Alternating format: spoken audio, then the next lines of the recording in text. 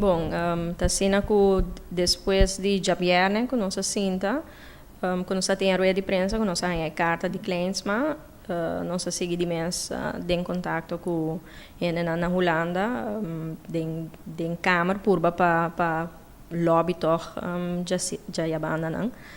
Já luna ore nós temos que pida que o SIBO a não contesta, manda na carta, etc.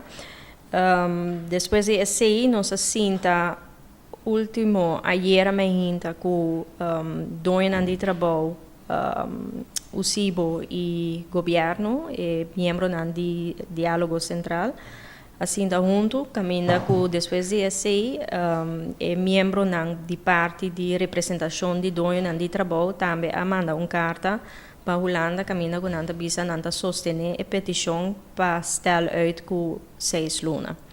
Então, se aí, bota mira, é hora que o dono de trabalho, sindicato e o governo está papiando a mesma coisa, esta pede uitstel rato de par de luna para por atender a situação aqui para nós tur por cinta na mesa junto e aqui outra alternativa nós lo por vincular eventualmente. Senhora Daniel, deputado, tem carta, tem mais carta bem for de Holanda, e carta mais bom receber de momento como titular responsável para a pensão.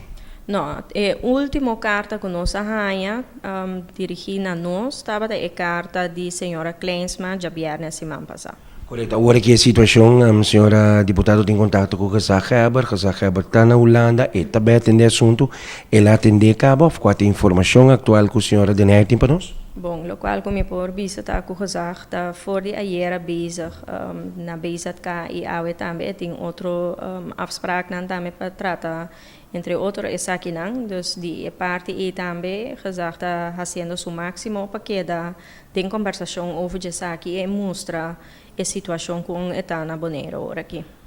Mas a leu, nossa punta deputado Den Heijer conta que comunicação com o sindicato USIBO. Essa aqui está a reação do deputado Den Heijer.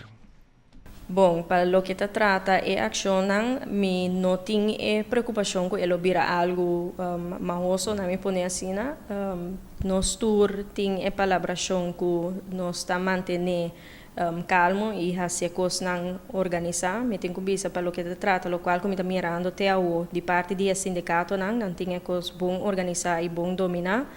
Não está organizando de uma maneira neta e bom coordenar, dus se caminho não tem preocupação ainda que costam por escalar sali for imang vira algo mais.